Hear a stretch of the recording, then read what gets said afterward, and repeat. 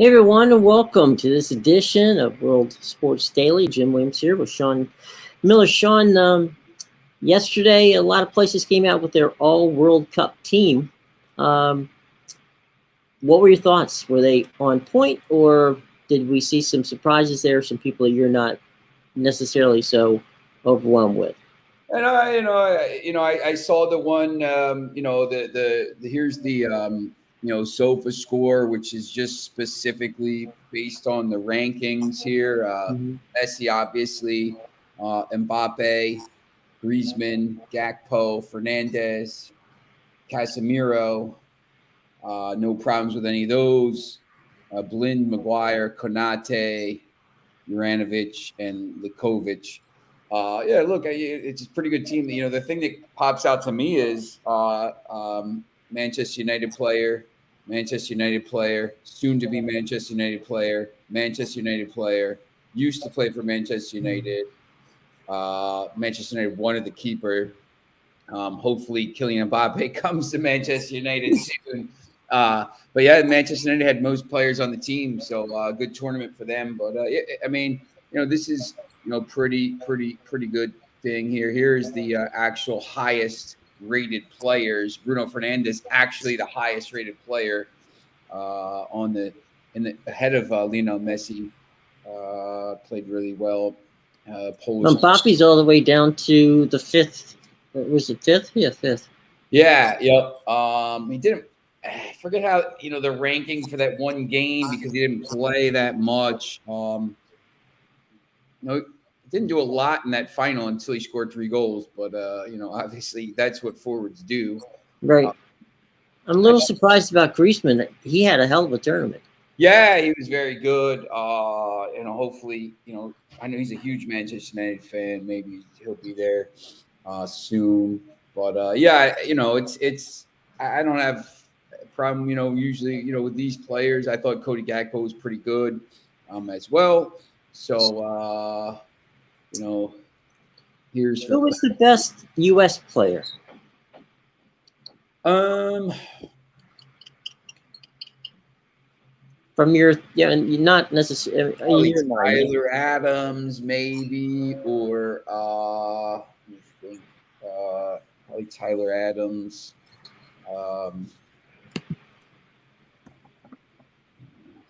I think it's kind of gotta be him. I mean, there's really who else it would be. Yunus Musa was very good. Obviously can't be Gio Reyna. I think Yunus Musa or Tyler Adams comes out of it as the best player there. Either of those two will get it. Yeah, we're getting ready for a couple things. Things are coming together. Speaking of the U.S. side, the Seattle Sounders are going to be playing in a tournament, and they didn't even make the playoffs. That has it has Real Madrid in it? There's the champions. Oh, it's the Club World Cup, right? So yeah, it'll be interesting. Let me see if I can pull up. Club World Cup 2023. Morocco is going to host it, which is awesome. The coach from Morocco, the Morocco national team, led Morocco to the Wydad to the Champions League, the African Champions League.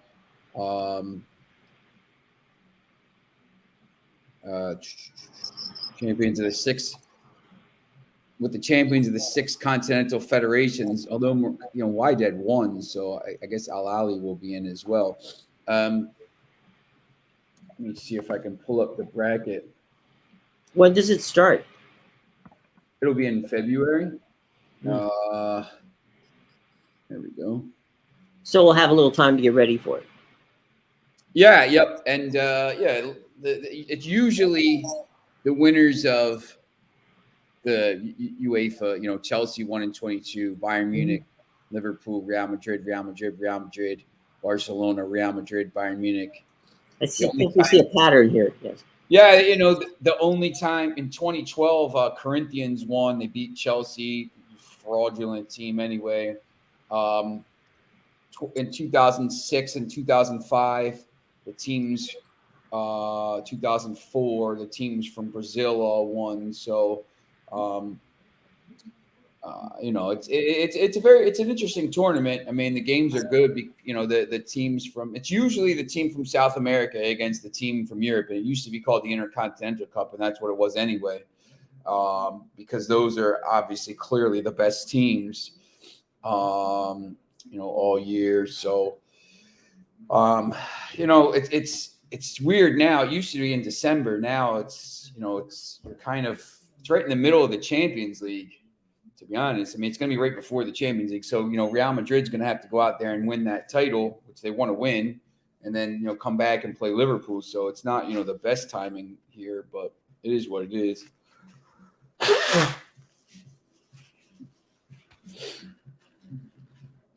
We'll see here. I know we got going to have Amadeus joining us in a couple minutes. He's going to be coming in and he's a night owl. So he's up late. So basically, this is a good big day today. We got games. We had one day off, and we are back on the grind today. So we're going to look at the EFL Cup matches here. Let me present my screen.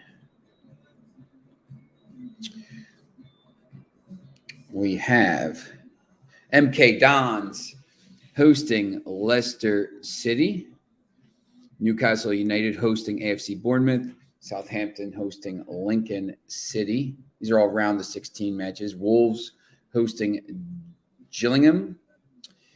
And in the Copa del Rey, you have all these matches here. I'm going to look at the odds. So here are the odds right now for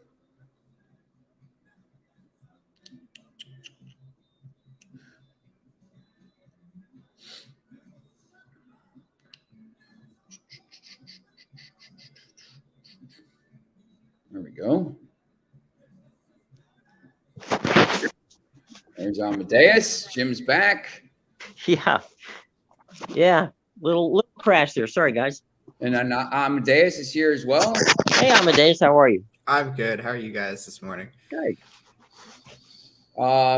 Just about, we were talking about the Club World Cup, and then, today is really, the return of actual, club football. There's 4 EFL League Cup matches today, and then there's 8.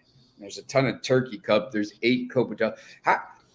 If you could explain to me how the Copa del Rey gets behind the Turkey Cup in this, because Spain is ahead of Turkey in the alphabet. I don't understand how the Turkey Cup gets ahead of that, but it is what it is. It's more popular. Everybody loves the Turkey Cup. Right. Around Thanksgiving, yes. Yeah, Thanksgiving and Christmas. But it's interesting because I wrote a couple stories today about these EFL Cup games. Newcastle is one of these teams, and I don't know if Fox is here or not. He might be lurking here. Newcastle is. I don't want to be too effusive of Newcastle if Foxy's watching here, but they're one of these teams. I think they're on the periphery of the title race. They're 7 points back of Arsenal. They're 2 points back of Manchester City, and they're going to spend money in January, and I think it would be important for them to win a cup this year. I don't know if they can. If they run into Manchester City at some point, I don't know if they could beat them, but maybe in a one-off in a final or something like that, they could. But this is of the games today: MK Dons against Leicester City, Southampton against Lincoln City, Wolves against Gillingham. You got Premier League teams against much lower division teams, and then Newcastle and Bournemouth. So I always find these cups interesting, especially now because these games are going to be tough. I don't know who's playing in these games today. Like I have no idea. You're going to wait to see at 1:45 who's in the lineup, and you're going to look and say, who the hell is this guy? So I think these games are going to be pretty interesting over the next couple days. I think you could see some upsets, which is coming off the back of the World Cup is probably what you want here. Yeah, it's so tough to say, as you said, with the lineups. Like the World Cup just ended on Sunday. Literally, like you don't know who stayed or if teams went home right after they were eliminated. Some people like to stay and watch the game, so it's really tough to see. I don't know who's going to be in the lineup for this Newcastle team. I think the best thing with these cup games is to always check the lineup before. Never place your bet too early on these. You also have Paris Saint-Germain is playing tomorrow against a second division French team. And you're going, well, I can tell you a couple of players who are not going to be there. So, it's going to be tough. Yeah, you're not going to see – if you made the final, you're not going to see these guys for a little bit. I would expect Mbappe to be back pretty soon, maybe for when the games start, like in 10 days. Well, next week they get back into league play. So yeah. One of the things that I had written about is we don't have the let me pull up the Premier League fixtures here coming up. Spurs, because this is next. Monday they go, and Spurs are kind of in the periphery of the title race. I don't think anyone in the world expects Spurs to win the title because they're Spurs. But Harry Kane, if he uses that, that penalty miss and that kind of powers him and does whatever, and he just goes on a mission and he stays healthy because he's always injured, gets injured for a month. Maybe he just has a crazy second half of the season. And I mean, you got to remember, they've played 15 games, so they have 23 games left. 4 left of the first half. We're still not even done with the first half of the season. 19 games when you play the teams, then you play them again. So, there's still a lot of time left in this league. So, I'll be interested to see, what this. I know Amadeus thinks Arsenal can win this. Well, not with Jesus out, they can't. Yeah, it's going to be interesting because the window opens, and I think there's going to be this is going to be a crazy flurry. I know Manchester United's going to buy because they're going to have a new owner. Trying to poach every player on the planet. We're going to try to, we're going back to Ajax taking all their best players again. Basically, every small country that has a league, you're going to the best team and taking their best players. Taking Gakpo from Ajax. You guys want Ramos from Benfica. We want everybody at this point. But Arsenal will probably spend, Newcastle will spend because they're the richest team in the world. City might, they might not. Who knows? Liverpool's probably going to spend. I mean, although they're out of it at this point, but it's pretty interesting. There's a lot of. It's an interesting table. I'll be. I don't think the table will look like this at the end. I expect City to win the title. I think Arsenal finishes second or third. I think Newcastle finishes top 4. I think United, if they spend money, finishes top 4. So. What happens, guys? I mean, because of the World Cup ending up in the middle of the season, I assume that you're expecting when you go, like you guys just said, they're going to go raid teams, right? You're expecting that the person you bring on to play and have an impact, I would assume, right from the get-go, right? Yeah, go ahead. You can talk on that. Yeah, I would think so, because you see what these guys just did for their countries in the World Right. Cup, and you'd think that if you're gonna go get this player for the way he performed during the World Cup, you want him to bring that same energy to your team. Obviously, like Ramos came out of nowhere and was like, "Oh, I'm replacing Ronaldo. Okay, I'll score 3.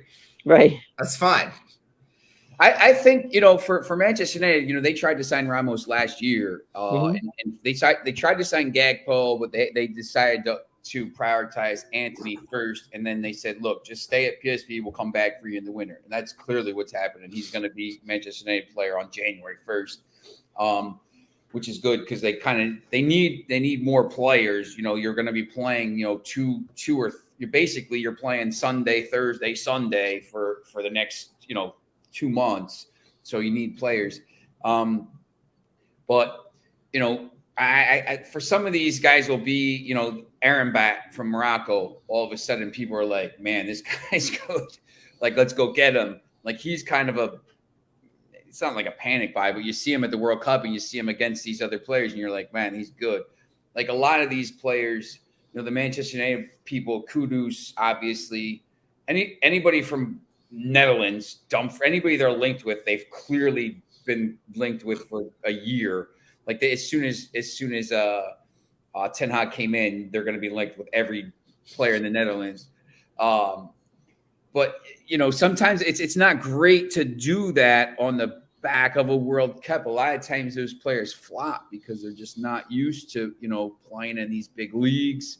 So it's hard. The Premier League is the hardest league in the world to play in. It's brutal. They play all the time. It's really physical. I mean, if you go watch these other leagues, in Portugal, Spain specifically, I mean, you can't touch. When Messi was playing there, you couldn't even touch him. If he came to the Premier League, he'd be getting beat up. Like, that's one reason why I think he went to PSG and not Manchester City.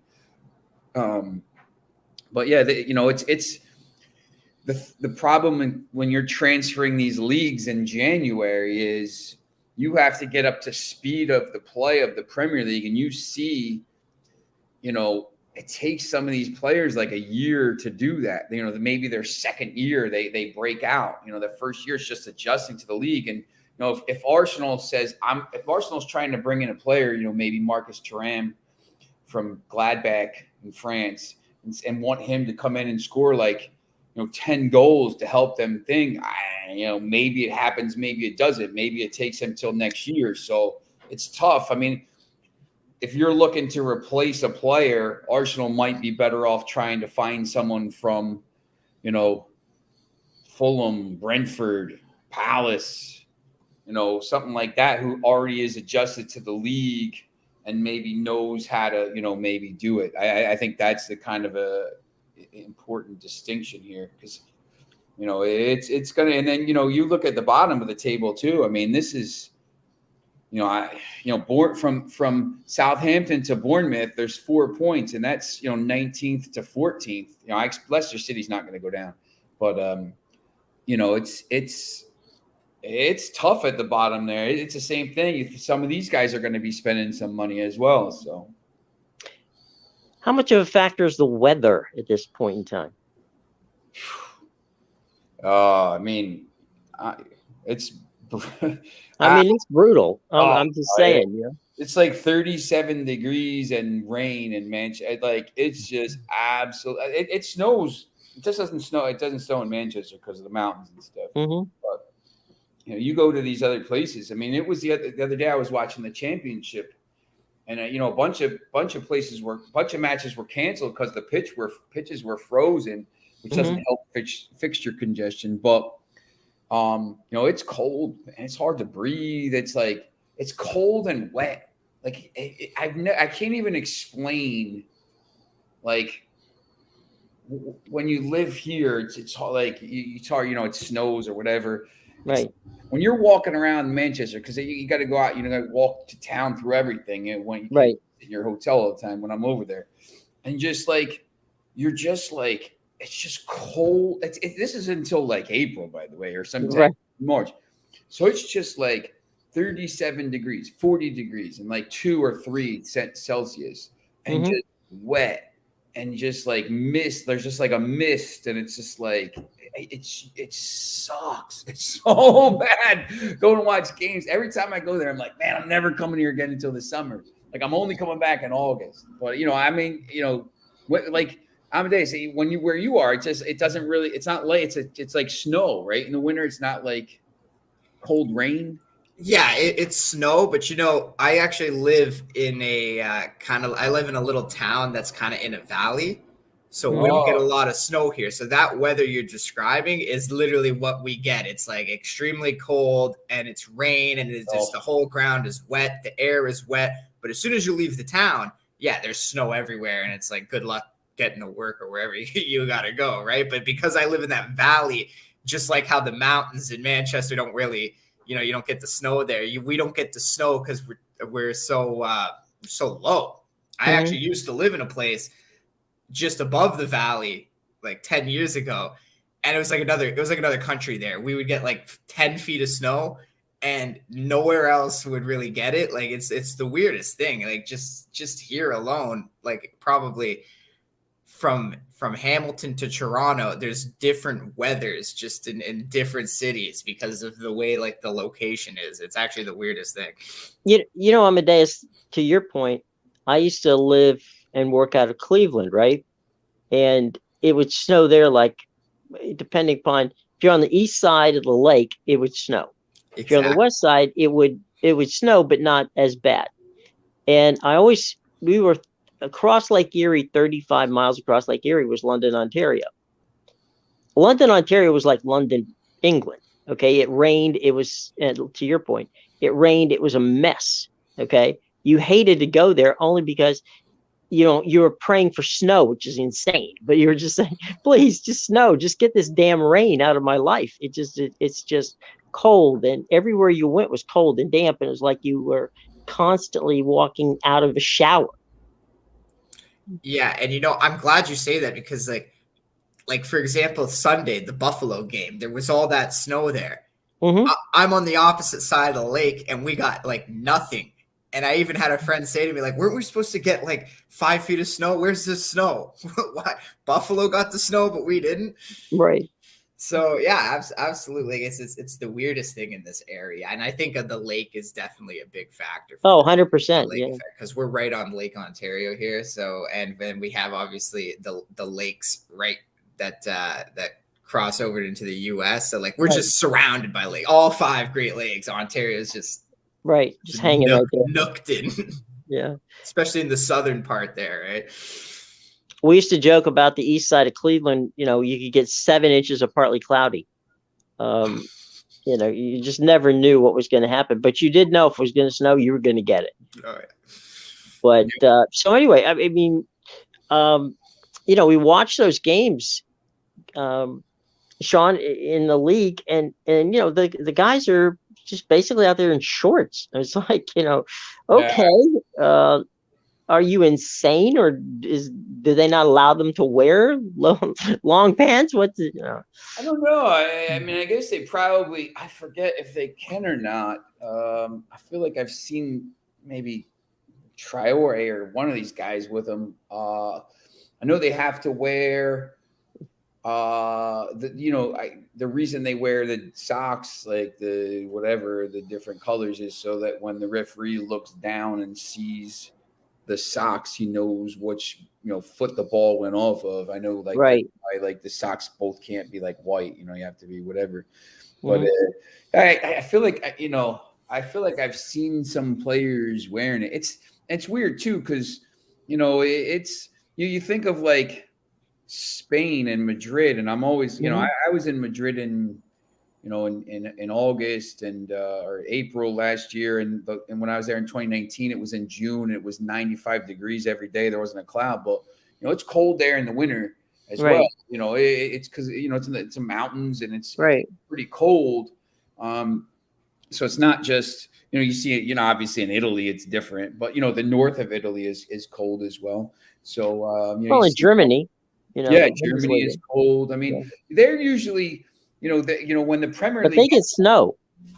Yeah, yep, they do because they play with the orange balls and stuff. I mean, Mhm. that's the thing. I mean, usually these leagues are on breaks now, and the thing is with this thing about the Premier League that's so special is they play more games. They're like, nah, we're not doing a break. We're doubling down. We're playing 10, Right.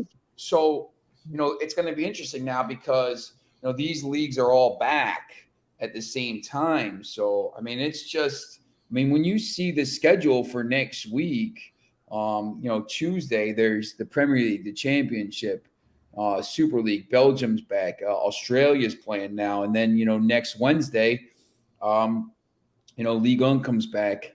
As you said, PSG's playing Strasbourg. Portugal's back. Scotland's already back.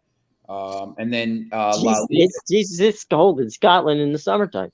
Yeah, yup. And then La Liga comes back on Thursday. So, we talked about this, how the Premier League, I mean, it's going to be like, nonstop for 3 weeks, other than one day. Thursday, the 29th is the only day there's no English, and there's the championship games. They play a full schedule. There's no top Premier League teams playing.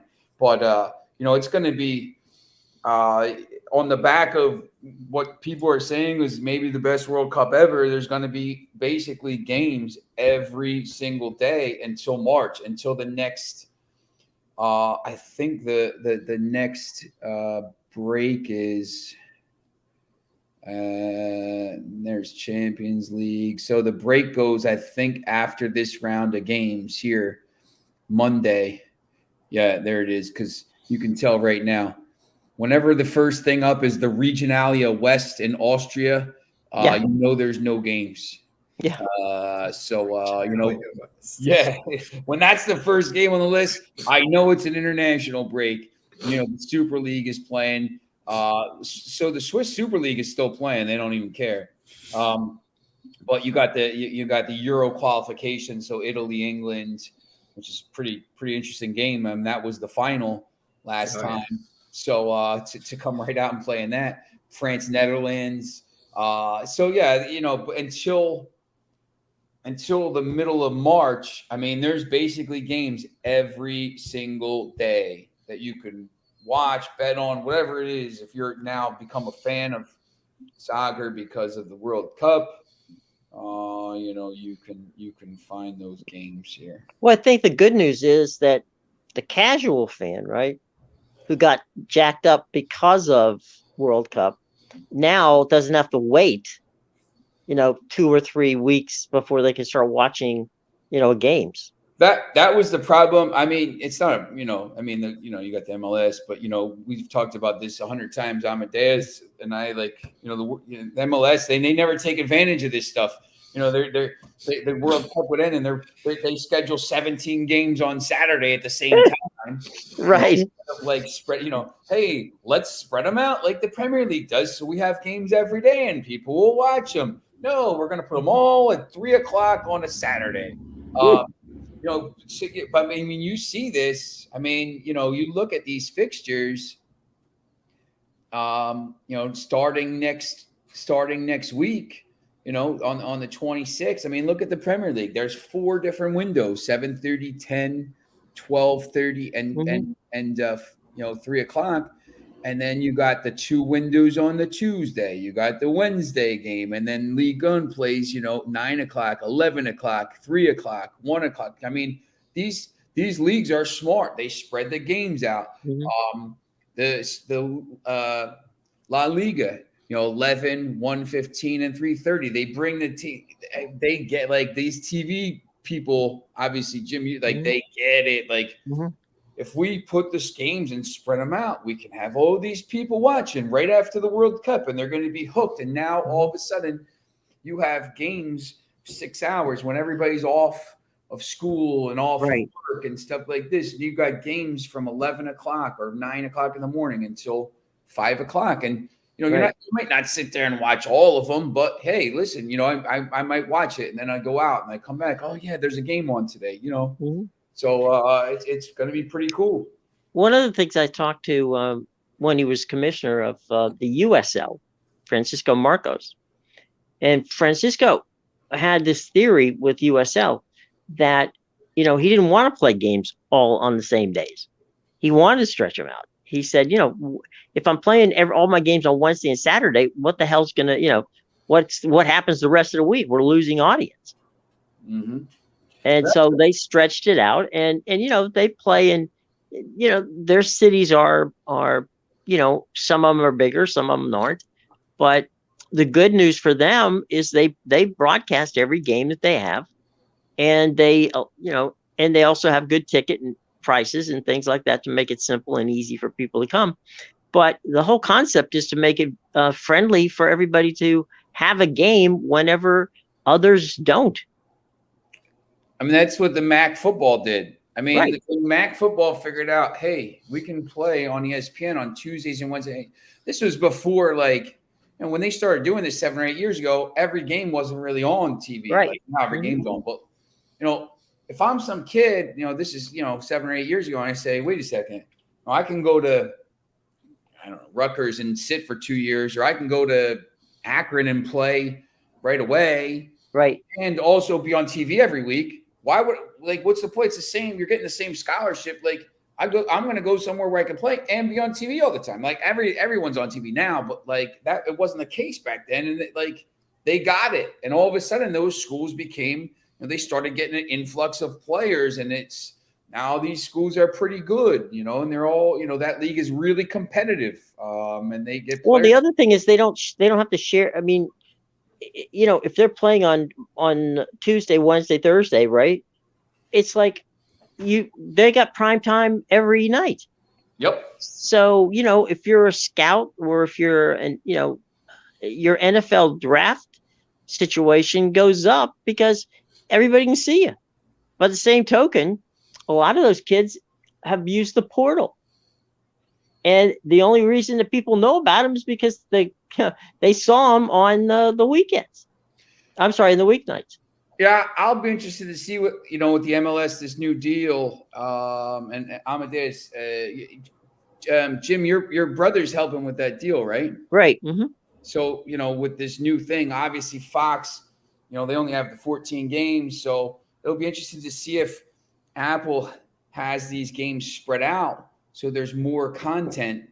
Because I think, that was the one major criticism. If you're in the summertime and you're looking for soccer games to wager on or watch or whatever, and 7 of them are playing at the same time on a Saturday, and then there's one at if there's one other window or something like that. I mean, it's I know they don't want to go up against whatever football or whatever thing, but I think now at this time the market is different. You can kind of you have your own things. I'd be interested to see if they spread these games out and have games 12 o'clock on the East and up till 8 o'clock on the West. Well, the thing too, from a programming and a production standpoint, right? You're sitting there going, okay, if I've got 7 games all starting at the same time, it's such a programming mess.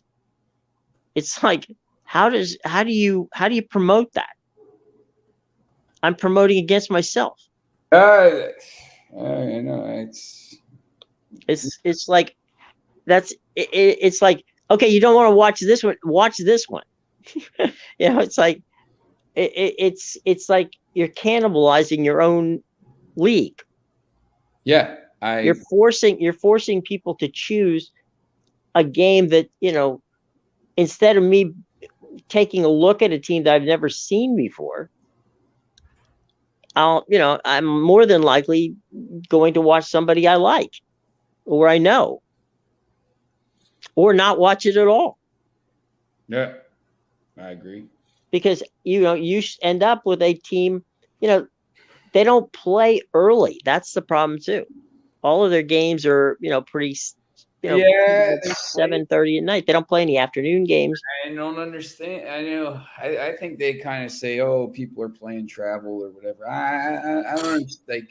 I just one of the biggest draws.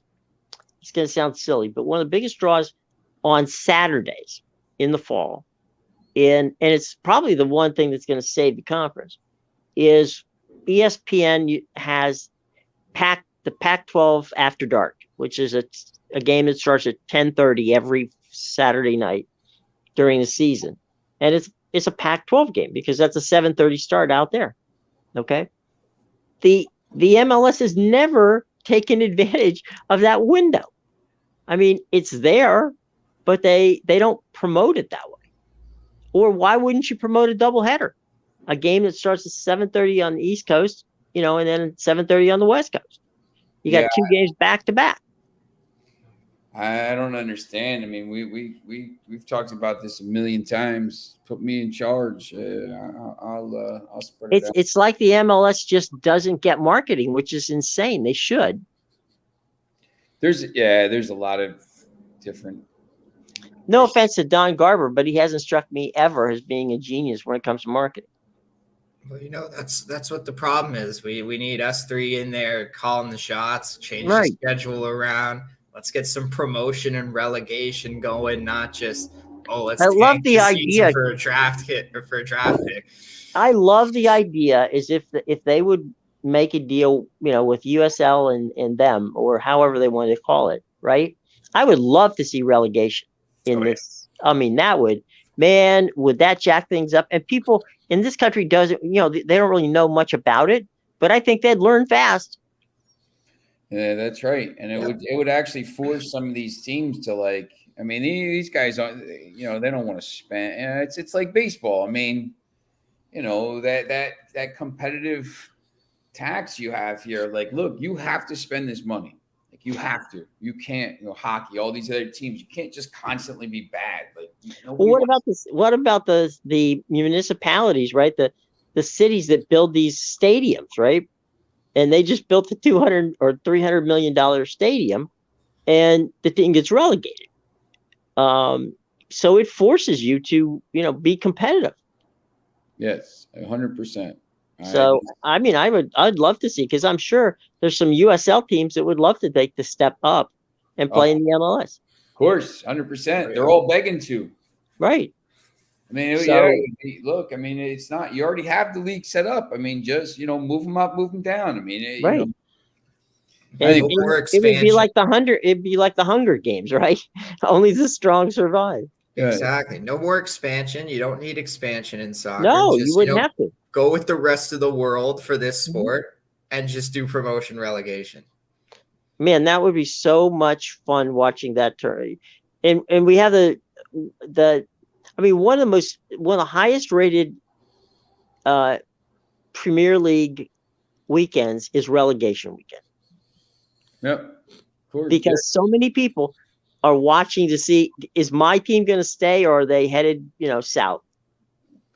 That's going to be, I think this year will be interesting. I mean, once again, just looking at this table, I still don't think this Wolves team is as bad as they've been. Southampton, Nottingham Forest brought in 57 new players. You still got West Ham down there, Everton down there, Leeds down there, Bournemouth. I mean, you got some big clubs down there. Yeah. So, I think this year is going to be even crazier. It could be at both ends. I think you're going to have a lot of stuff to play for here. Well, it's just crazy. It's just crazy. And, this week there's, as we cruise in on the Christmas time, one of the good things, again, is these games are on in the afternoon when people are home. They can watch them. And there's no bowl games on until the weekend. Yeah, I think, too, the thing that I like, it's like tomorrow I have to work, and United's playing at 3. So I'll I have my iPad and, I'll watch it kind of. But, the games are all on ESPN Plus. So when, if you get home, you could just replay the match. Like, you don't even have to, it's just right there. Like, if you miss the match, you can replay it. Like, that's the thing. I think these streaming sites have changed, and I think it's going to be, really important going forward. If you use, obviously you could DVR it, but now you could just sit as soon as you walk in the door, you can just push play and you can watch the game. You can watch it from the start I mean, Yeah, that's what I was gonna say. I mean, if you walk the in, one great thing about streaming from that standpoint is even if the game is started and you just got home and missed the first 10 minutes, you can start from the beginning. yeah, yep. You catch up, and then you catch up at halftime, and you watch the second half. I mean, Right. it's just pretty so much stuff with it. It's pretty cool. Yeah, it's just I don't know. Amadeus, did you look at which ones are what do you got today? Anything? Pick advisor, Big Al. I didn't give out any plays for soccer today. I haven't even given out anything yet. I'm going to do that right after the show. But I mean, like some of these bigger teams, like maybe Newcastle, I'll give a look depending on the lineup. But like it's tough. It's tough. But I feel like Newcastle has a lot of players that were probably out of the tournament earlier. Yeah, I think the same with Leicester. You might look at Leicester. When you look at the where's the Copa del Rey? The games today. There's the two windows, or actually, I think it's only the one window. No, there's two. Some at one, some at three. I don't even know who these teams are. Chivas de Guadalajara. That is Chivas de Guadalajara, by the way, and they're in Spain, or CD Guadalajara. That's crazy. And they have to actually put Spain in the thing, but it's the same. Some of these games are either it's really small clubs against big clubs, and the crazy odds, or Bilbao against Sestao River Club. But once again, like you don't know who's gonna kind of show up, so. These games are either going to be 5-0 or actually probably pretty interesting. So, but between the 8 games, there's probably going to be some upsets because we've talked about this a little bit, but in England, it's just by the draw.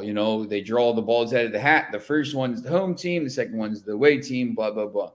In Spain, up until a certain round, if you get drawn with, if you're a Villarreal, you got to go to Guayaquil. Like you have to go to some League 2 or League 3 or League 4 team. Like you have to go on the road. They give the smaller teams the home advantage. So, there's actually some upsets, and it's these, you're playing on these basically at Mercer County Parks field, playing.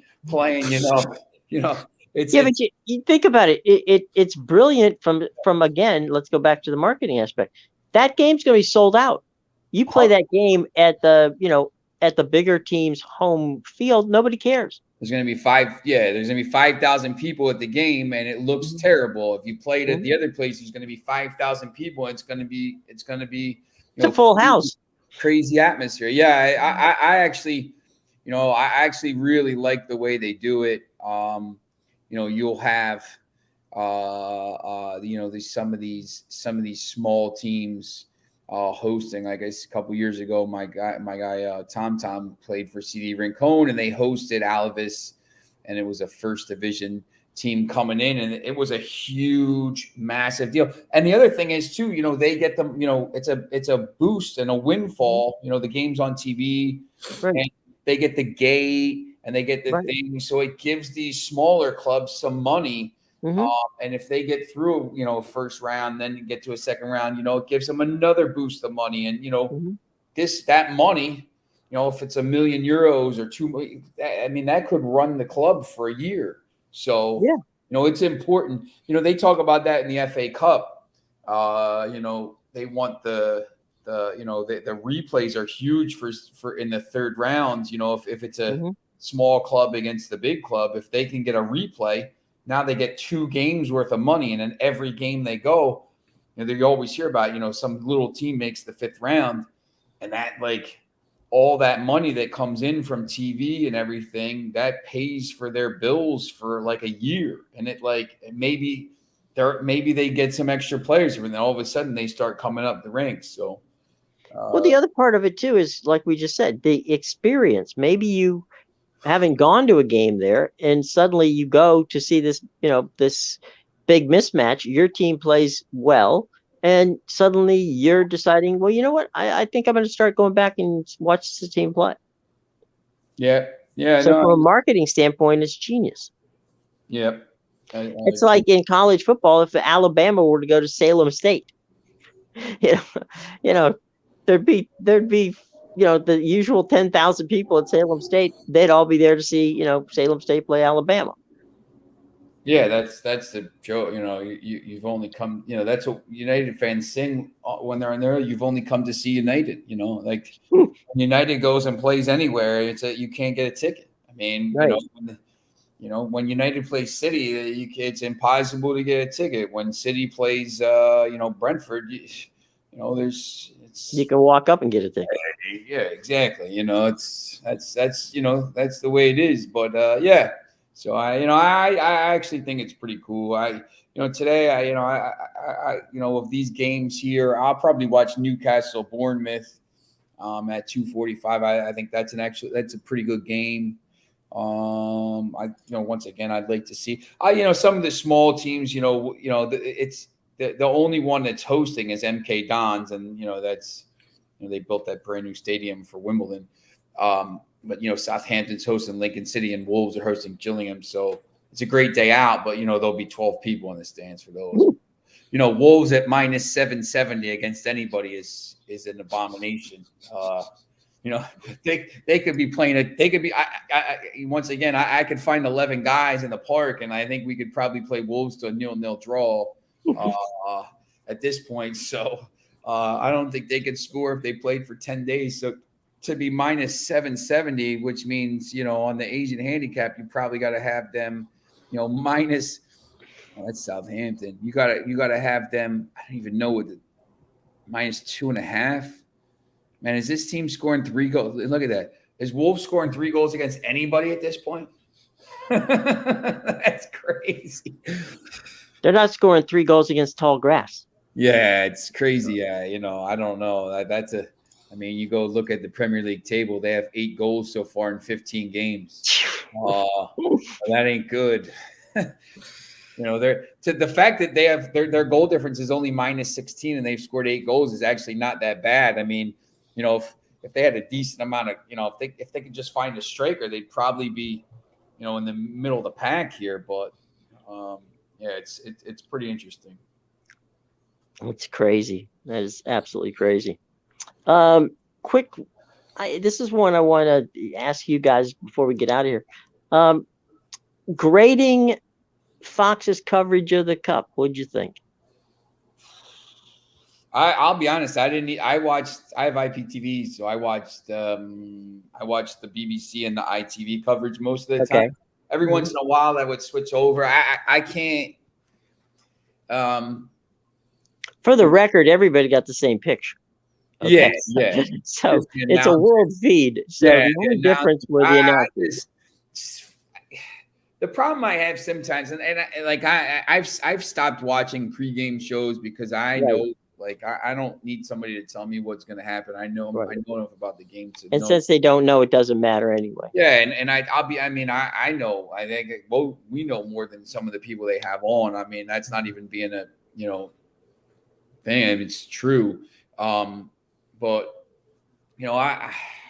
I tweeted out, I'm glad, I don't have to watch it until, 2026 now. It just, they try to be like, so, Alexi Lalas over the top.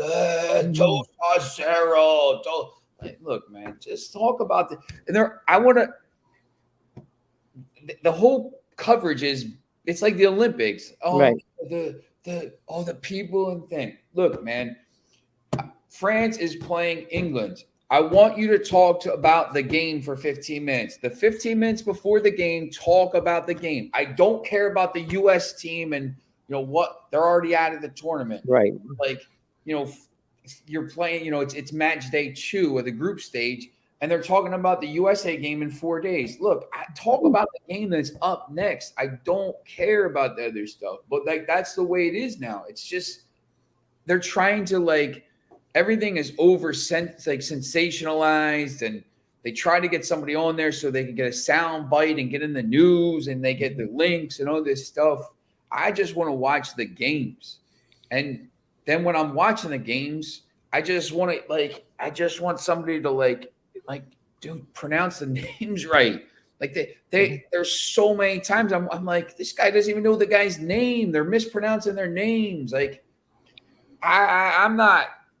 Like I was glad when they didn't get the Premier League. I think NBC does a really good job. Rebecca Lowe is awesome. But once again, some of that stuff is over the top with the pregame. I don't even watch that anymore. But they've got an arrangement with Sky TV. So yeah, yep. And then they've got the the Sky League deal. good because Kate Abdo is the best, and they always have people. But to me, the Champions League games are great. The Champions League coverage is great because they have Kate Abdo, Jamie Carragher, Micah Richards, all these, but they have Terry Henry, whoever's in there. They're actually talking about the games. Like, I want to know what's going on in the games, and there's multiple games going. So, but they talk about the games. I don't need to know, like, hey, wow, this person is, this person grew up. There's so the human interest stuff. I don't like. I hate human. Well, if you mix the human interests, if you mix the human interest stuff into the game coverage, that's fine. Yeah. Yep. But if you take away from the game coverage and go and spend 15 minutes explaining that this guy loves to snorkel and in the off season, it's like, well, that's lovely, but what the hell does that have to do with the game today? It's my same problem I have with Taylor Twellman sometimes. Like these guys, everything in the world doesn't have to come back to the U.S. men's national team. Everything in I'm watching some Carabao Cup game or something. Oh, this guy's a U.S. and they talk for 10 minutes about how he's plays on man, he's playing for Burnley. I don't care. He's a Burnley player. I don't care that he plays for the U.S. national team. Like, you can mention it, but I don't need to know 10 stories. Like, he's a Burnley player or he's a Leeds player, whatever. Like, talk about that. But I just think, it's just so U.S. centric, and they want to they think I'm watching the game because I want to know all these. I just want to watch the game. I want you to tell me what's thing, and I don't need to know all this other stuff. I already know it. But the coverage, I understand. At some point, I understand the coverage isn't aimed at me. I know everything about soccer, and there is no so it's not aimed at me. It's aimed at the person who's not watching this, and hey, I'm at the World Cup, and Sally Homemaker or something like Johnny Football Guy or whatever. It's aimed at them, and then they're trying to. Yeah, but you don't have to dumb it down. That's what they. Well, I agree, but tell them that.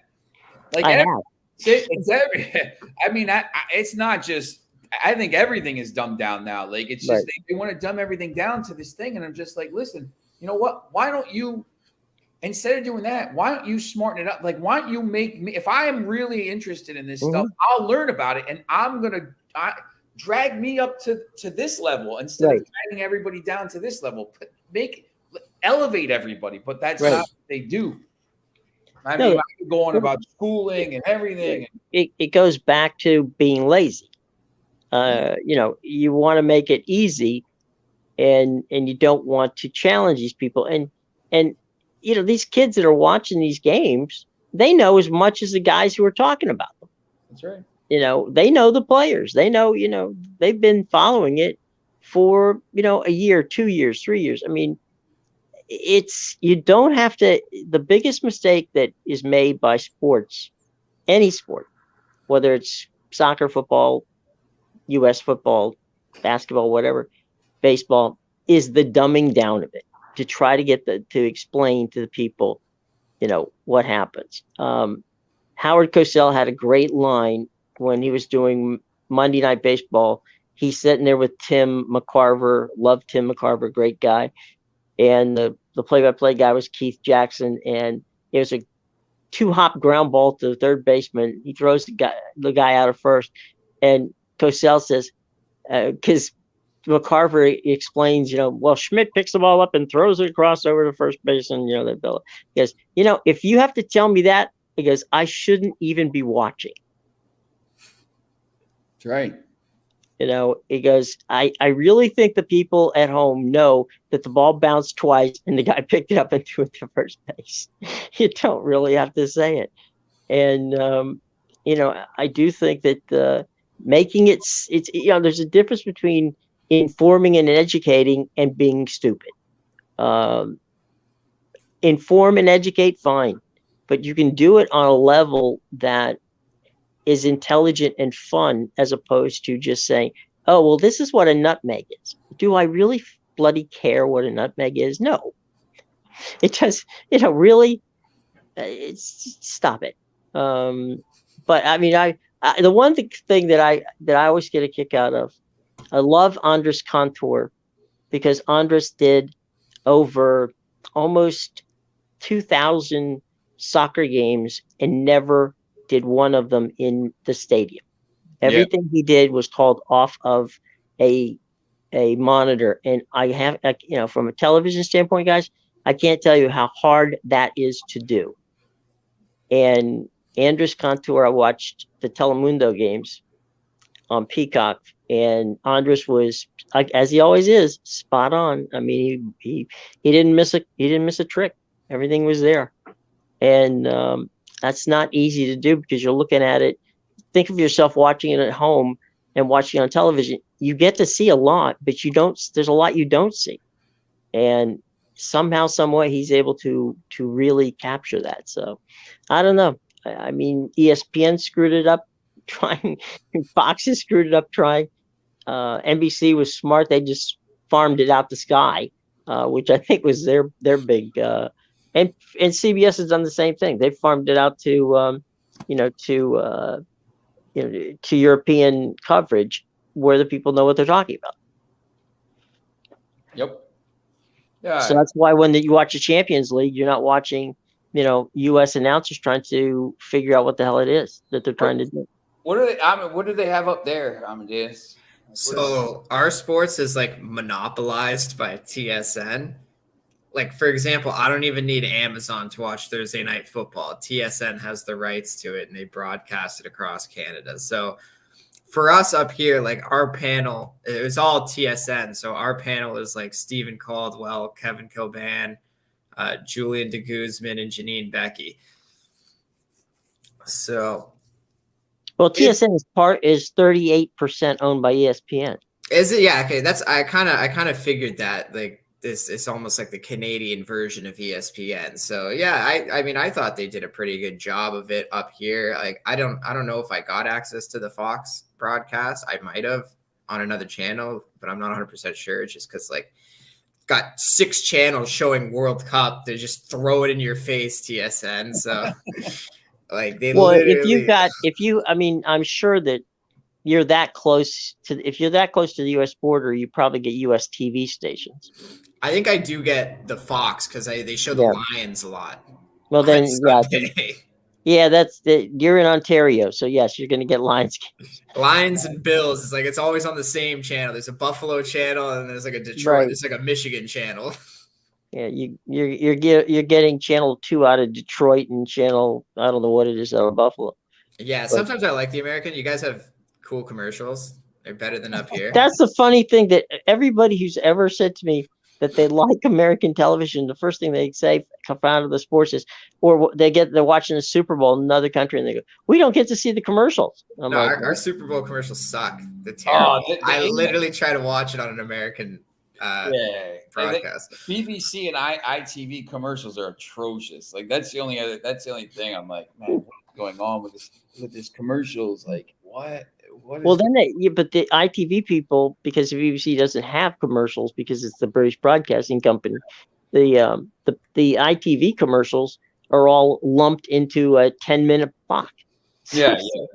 So you're like, I can go make a sandwich now because ITV is in commercial break, and they're not going to come back for another day or so.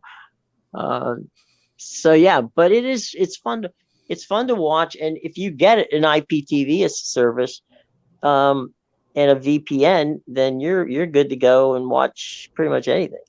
That's right. So, and it still ends up being cheaper than some of the streaming services. Oh yeah.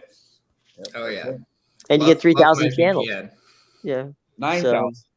I couldn't even watch the EMMY Martinez, his little like celebration where he was like, I tried to watch that one like after he made the save in penalty kicks, and it told me I wasn't in the right country. So I was like, okay, I'll just go turn my VPN on and watch this on Twitter from England. Like, Right. Yeah. Exactly. You weren't in the right country. It literally told me that. It was like a tweet, and it was like, sorry, you're not allowed to watch this in your country. So I was like, okay, I can be in England too. Yeah, I'll be there in a second. Give me a minute. Exactly. And then I could see the selling. I think that's gonna be a meme where he does like his looks to the sky, like moves his shoulders. Yeah, that I mean, it probably already is. Yeah, I don't know. He's got no class, personally, in my opinion. Did you see what he did with the Golden Glove trophy? Yeah. No class, man. Well, if you Google his name, there's other videos of him like humping the post of the goal post of a net in a penalty kick.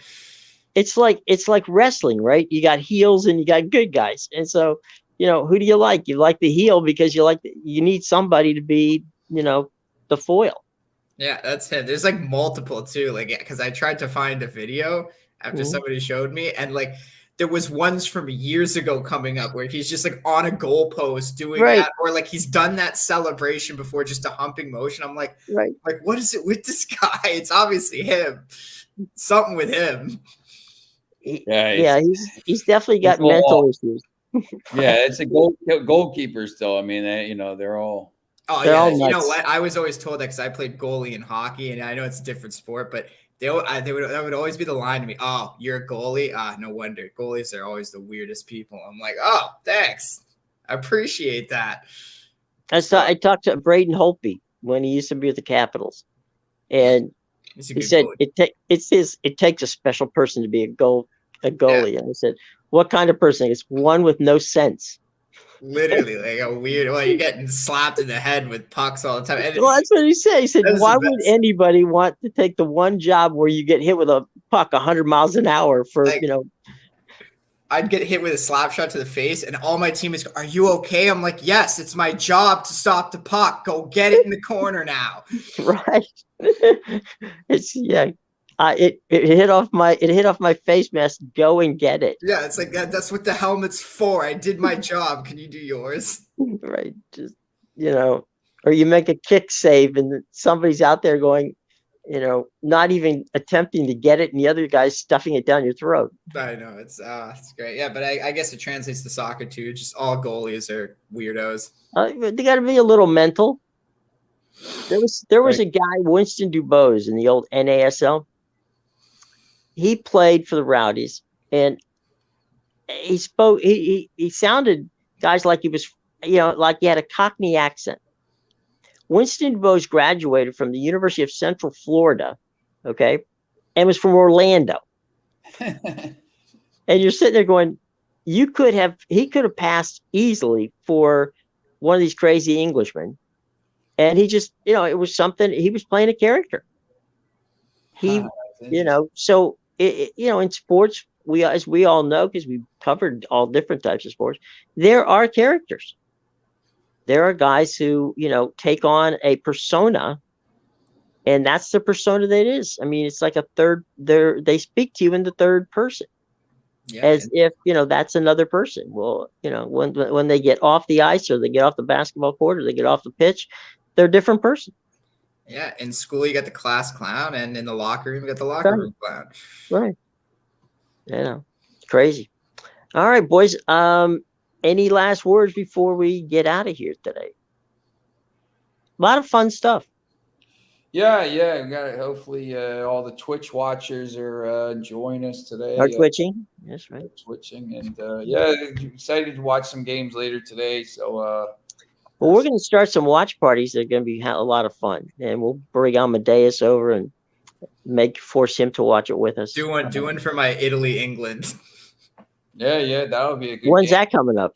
That was when was the international break? March. My God. Yeah, March. Oh, so we have a couple of weeks to get ready for that one. Yeah. Yep. Yeah, it'll be nice to see my team play after not making the World Cup, yet they're the defending Euro Cup champions. Well, look at it this way: they took 2 weeks off. Yeah, Yeah, that's why Holland's gonna be fresh now for Man City. I Or love Norway. that. Yeah, I love that game Thursday. I gave that game out last night on Washington. He's gonna be like raring to go after watching all this for a month and not getting to play. Liverpool won't have half their squad. He might have 8 goals in that game on Thursday. That's an interesting game. Yeah, that'll be good. So. In the first half. Yeah, exactly. It's like, here, just let me just keep shooting. Every time that guy touches the ball, he scores. Oh, it's crazy. It's like the Michael Jordan of soccer. Okay. All right, boys and girls. We will see you tomorrow. Same bat time, same bat channel. And bring friends. All right, guys. For Sean Miller, for Amadeus, and for me, time to get out of here so we can let you guys get off to work. All right, be well.